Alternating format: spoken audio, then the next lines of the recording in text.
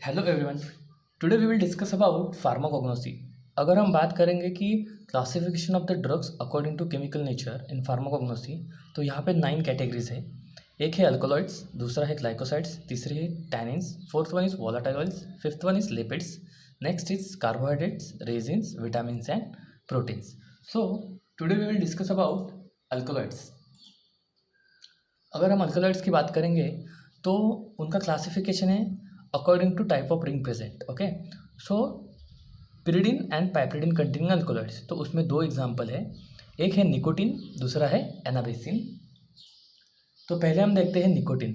सो अगर हम फार्माकोग्नोसी की बात करते हैं तो बेसिकली उसमें क्या आता है, biological source and its family, its chemical constituents and their uses.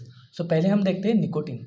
So nicotine का बायोलॉजिकल सोर्स क्या है, तो उसके नाम में उसका बायोलॉजिकल सोर्स छुपा हुआ है, निकोटियाना टबैकम। यस, निकोटिन के वर्ड में एन भी है और टी भी है, और उसके बायोलॉजिकल सोर्स में भी निकोटियाना टबैकम वर्ड है।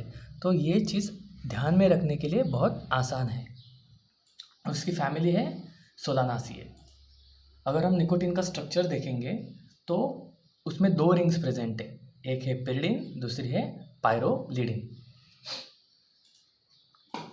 अभी हमने कॉमनली पढ़ा है कि बाबा निकोटिन कहाँ पे प्रेजेंट होता है, जो सिगरेट होती है, जो टोबैको होता है, उसमें मोस्टली निकोटिन प्रेजेंट होता है।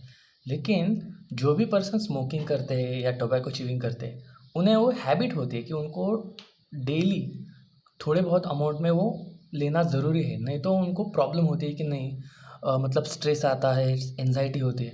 तो ये हैबिट क्यों क्रिएट हुई, इसके पीछे भी कोई तो रीज़न होगा। तो हम अभी वो रीज़न देखते हैं। जो हमारा ब्रेन है वो कैसे काम करता है कि जो भी चीज़ें हमें प्लेजरेबल सेंसेशंस देती है तो उसकी तरफ वो अट्रैक्ट होता है। अगर प्लेजरेबल सेंसेशन नहीं मिलती, हमें किसी चीज़ से स्ट्रेस आता है, परेशानी होती है, पेन होता है, तो ऑटोमेटिकली ब्रेन उस चीज़ों को निगलेक्ट कर देता है। चलो हम बात करते हैं पढ़ाई की। अगर हमें कोई सब्जेक्ट पसंद है, फॉर एग्ज़ाम्पल बायोलॉजी हमें पढ़ना पसंद है, तो ब्रेन क्या करेगा, जो भी चीज़ें हमारे आसपास है, जितने भी है, कि बायोलॉजी के फॉर्म में पढ़ने के लिए ट्राई करेगा कि नहीं, हमें वो चीज़ पसंद है इसलिए हम वो चीज़ पढ़ते रहते हैं। लेकिन हमें ऑर्गेनिक केमिस्ट्री बिल्कुल पसंद नहीं है, तो उस चीज़ में क्या होगा, जब हम वो सब्जेक्ट पढ़ने के लिए जाएंगे, पर्टिकुलर चैप्टर लेंगे, तो हम कितना भी फोकस लगा लें, लेकिन हमारे दिमाग में बैठ चुका होता है कि नहीं बाबा, मुझे नहीं आ सकता, ये चीज़ें मेरे समझ के बाहर है। सो ऑब्वियसली हम उससे दूर भागते हैं। ओके, लेकिन जो चीज़ें हमें पसंद है उसके पास हम जाते हैं। So same habit, same procedure यहाँ पे अप्लाई होता है। तो क्या होता है, जो निकोटिन है वो क्या करता है, हमारे ब्रेन में एक केमिकल है जिसका नाम है डोपामाइन।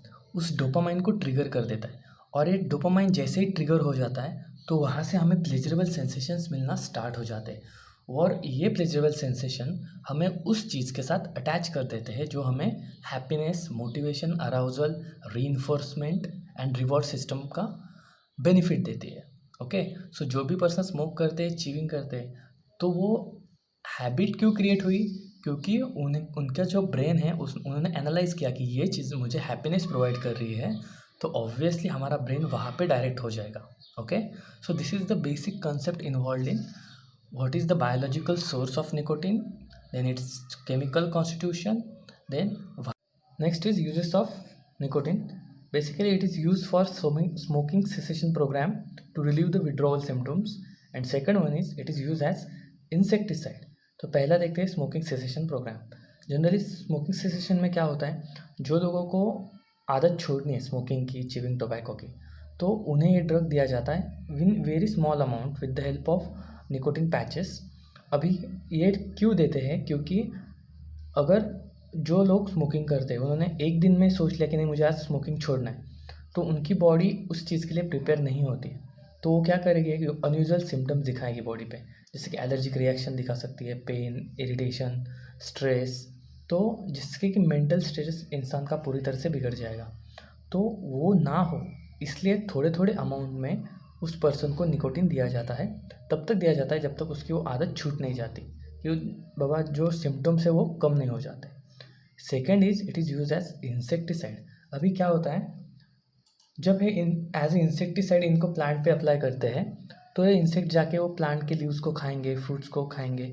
तो अल्टीमेटली क्या होता है कि जो निकोटिन है वो इंसेक्ट के बॉडी में जाएगा, वहाँ पे वो डायरेक्टली एंटर करेगा ब्रेन में, और जैसे ही इसकी क्वांटिटी ब्रेन में बढ़ जाएगी तो ये क्या करेगा, ब्रेन के अंदर जो न्यूरॉन्स है उनमें एक्सेस फायरिंग इम्पल्सेस क्रिएट करेगा।